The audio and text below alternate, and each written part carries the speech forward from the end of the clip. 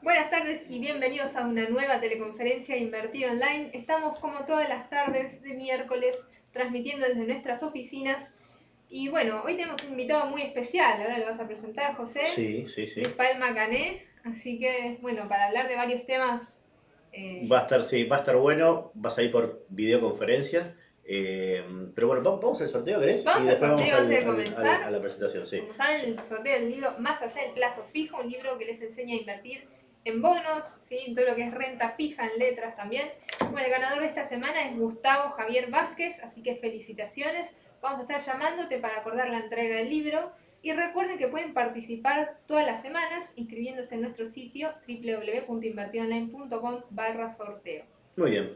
Bueno, en un minutito va a estar hablando con nosotros Luis Palma Cané. Él es economista y es especialista en mercados internacionales. La verdad que un gusto poder tenerlo como invitado hoy porque hay muchos temas interesantes. Quedamos de hablar de dos temas, digamos, centrarnos alrededor de dos temas. Uno, la parte global, la parte internacional, entonces qué está pasando con los mercados, más que hablar de temas, digamos, financieros, vamos a hablar de temas económicos.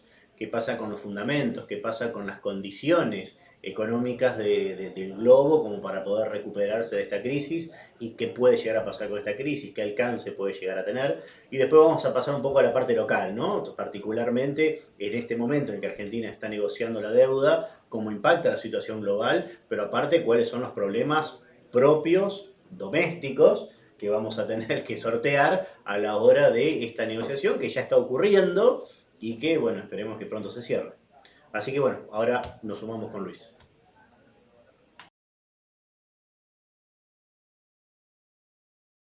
Hola Luis, buenas tardes, ¿qué tal? ¿Cómo le va? Yo soy José Ignacio Vano de Invertir Online y estamos acá con Flavia Matsuda.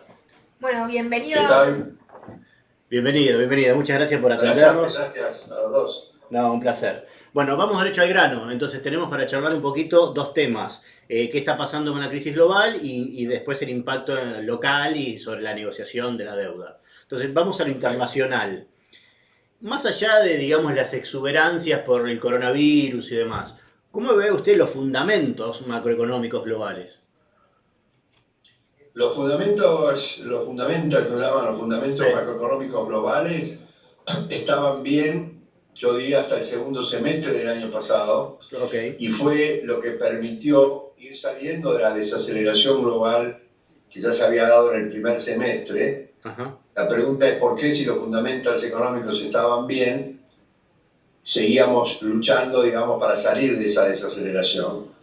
Y la economía global lo logró por una razón, o sea, los fundamentals económicos tuvieron mayor peso positivo que un factor negativo que eran los temas geopolíticos.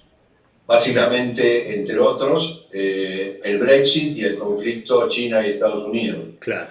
Lo cierto es que a partir de esto, de fin de año o principios del corriente, el peso relativo de los factores geopolíticos seguía constante y fueron hiriendo o, digamos, debilitando los fundamentals macroeconómicos, a lo cual se agregó el golpe de, digamos, de knockout, que fue el virus, ¿no?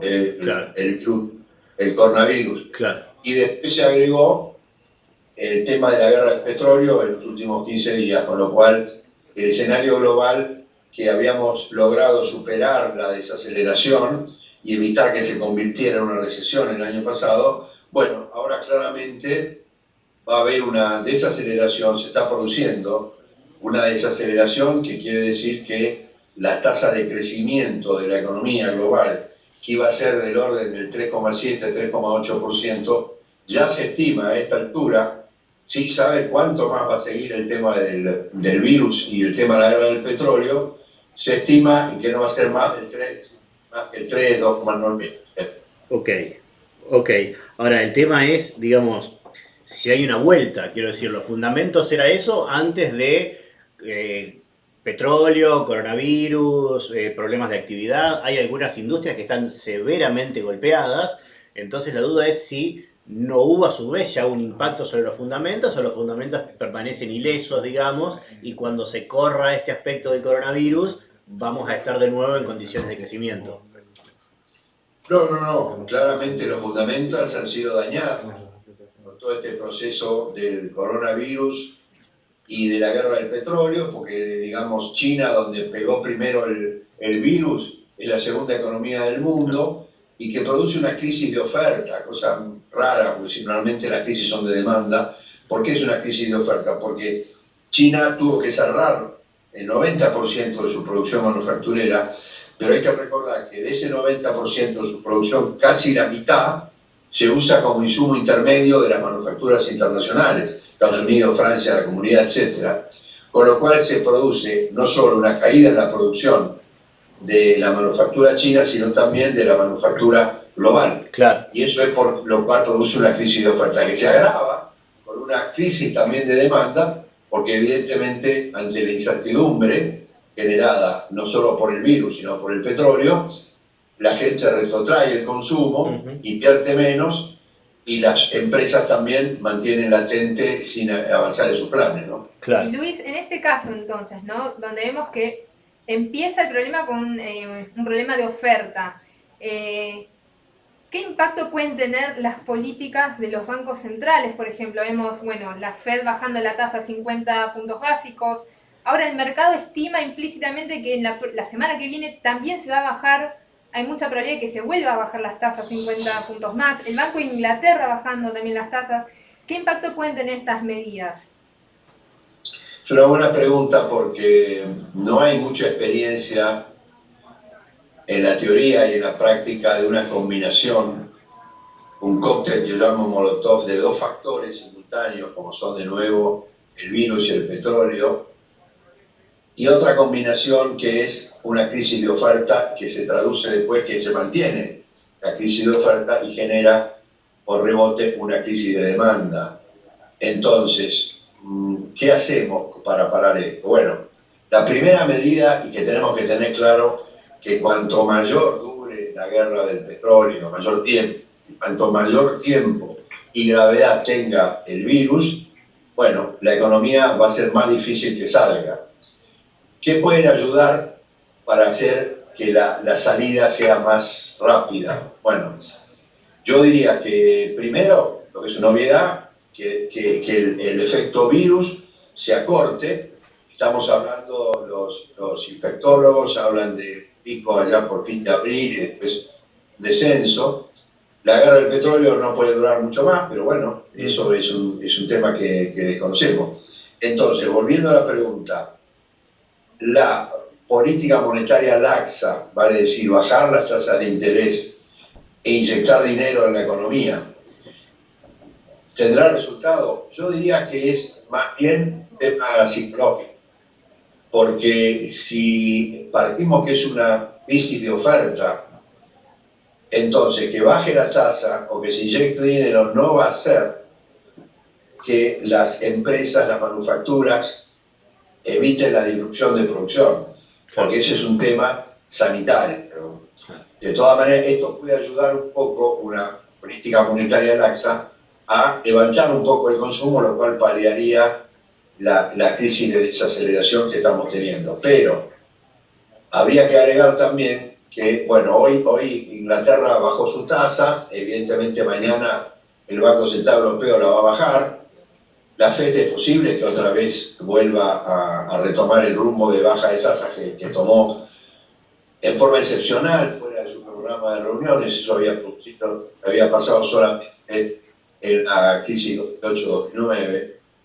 Entonces yo creo que estas políticas monetarias laxas son útiles, no son definitorias de nada, es mejor tenerlas que no tenerlas, pero creo, y ya los gobiernos lo están haciendo, creo que hay que acompañarlas con políticas de estímulo fiscal. Claro. Gasto público, básicamente, gasto público y demás, porque eso puede generar una dinámica de crecimiento más allá de la interrupción de la producción manufacturera. Claro. Entonces, yo creo que es importante. Ya el Banco Mundial, por ejemplo, ha generado un fondo de 75.000 millones de dólares, Italia 25.000 millones de dólares, o sea, se van a ir incorporando sin ninguna duda políticas fiscales que van a complementar la política monetaria. Veo más útiles en el mediano plazo las políticas fiscales que las políticas monetarias, pero deben ir sin ninguna duda de forma paralela. Ahora, justamente de la mano de esto, y pensando justamente en términos de qué chances de una recuperación más o menos pronta. Tenemos estos efectos que dijo, más también algunos anuncios informales que hizo el presidente Trump sobre Estados Unidos, también de ayudas a las pequeñas empresas, a los trabajadores por horas y demás. Y el otro tema que es, el petróleo golpeó fuerte en sentido bursátil, pero en realidad para la actividad económica un petróleo a 34 es mucho mejor que un petróleo a 50. Entonces, ¿desde qué punto de vista esto no es un alivio en lugar de un problema? No, eso es cierto, pero el alivio se podrá ver no inmediatamente, si lo hay, es probable que lo haya, pero si uno tiene una crisis de demanda, por más que baje el precio del petróleo, la gente no va a recorrer más kilómetros en la ruta, ni va a comprar más agroquímicos, etc. Claro. De manera que es casi una discusión abstracta, ¿no? Bueno. Pero yo creo que es importante lo que se mencionó recién, lo que mencionaron, de esa política fiscal laxa, que es lo que estuvo proponiendo anteayer el presidente Trump, que fue decir que iba a hacer anuncios importantes de rebaja de impuestos y de crédito fiscal para solventar o ayudar a las empresas que estaban con problemas, claro, el crédito fiscal y la baja del impuesto para tratar de levantar el consumo. Claro. Pero lamentablemente la conferencia de prensa que iba a hacer ayer se produjo y esto entonces provocó una reacción negativa de los mercados porque generó gran expectativa y después no se cumplió. Yo creo que las informaciones que me llegan es que están trabajando a todo vapor en la Secretaría de Estado allá de Estados Unidos y la Secretaría de Tesoro para ver cómo pueden implementar ese recorte de impuestos y esa ayuda fiscal, ayuda de crédito, digamos, para las empresas. Veremos cómo sale esto. Yo creo que va a salir. Hay mucha expectativa y necesariamente las políticas monetarias y las políticas fiscales deben ir al unísono de las principales economías, no pueden ir desfasadas, porque entonces el efecto es mucho menor. Partamos de la base, ¿no?, que Estados Unidos también tiene sus propios problemas fiscales, porque también tiene más de 4% de déficit primario, con lo cual, digamos, no es sencillo. Y la última pregunta... De todas maneras, puede llegar a tener más déficit sin gasto y que le bajen los impuestos. Claro, sí. Si te cae el nivel de actividad económica, complicado. Sí. La última pregunta de lo global para después pasar a lo local. Y van relacionadas, digamos. ¿Usted se imagina que estamos llegando como al piso de esta crisis y relacionado con eso se imagina una pronta recuperación tipo B corta o le parece que la recuperación será más tipo L y nos llevará mucho tiempo recuperar lo que se perdió en un par de meses? Es difícil pronosticar eso porque la duración de la crisis, si bien vamos a tener paliativos, va a depender fundamentalmente de que pare el pánico generado por el virus, reforzado o exacerbado por el tema del petróleo. Cuanto más demore la salida de la crisis del virus y cuanto más dure la guerra de precios, más tiempo vamos a estar en desaceleración de la economía. Y cuanto más tiempo tengamos de la desaceleración de la economía, más probable va a ser una salida en L. Claro. En el límite, si la crisis terminara mañana porque descubren una vacuna, es evidente que va a ser una B, ¿vale? Es decir, cayó, inmediatamente rebota. Entonces hay que ver cómo, en el otro límite, si la crisis terminara en diciembre de este año, bueno, es obvio que va a ser una caída y una meseta y después empezar a trabajar. O sea, básicamente dependemos de temas de salud más que de temas económicos para ver cuándo salimos y cuán rápido salimos. Hoy totalmente. Claro, perfecto. Y yendo un poco también, vinculándolo con el contexto en Argentina, ¿no?, que estamos en medio de una renegociación de deuda. Con todo esto de la baja de tasas y el miedo, ¿no?, del coronavirus, la crisis del petróleo, ¿cómo ven los inversores? Yendo más volando a la calidad, ¿qué tipo de inversores pueden estar interesados en los bonos argentinos? ¿Tenemos riesgo de que entren fondos quizás buitres en estos bonos? Sí, yo creo que la verdad que esta crisis no ayuda nada a la economía argentina. no ayuda nada a ninguna economía en todo el globo, Claro. pero evidentemente le pega. Cuanto más vulnerabilidades y débil es una economía, más le pega, que es el caso de la Argentina, ¿no? Estamos en una economía extremadamente vulnerable, con un alto nivel de deuda, al precipicio, al borde de la cesación de pagos, por un alto nivel de recesión creciendo y una inflación que no se puede parar.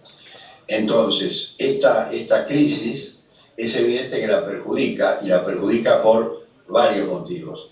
El primer motivo es que la predisposición de los acreedores que tienen bonos de la Argentina, la predisposición para ayudar, o más bien que ayudar, para darle una refinanciación que sea amigable para la Argentina, ha disminuido, porque evidentemente ha aumentado el nivel de riesgo y se produce lo que ustedes mencionan, un flight to quality, o sea, salen de los mercados más riesgosos y se refugian en los menos riesgosos, que son el oro, el yen, el dólar y los bonos del tesoro.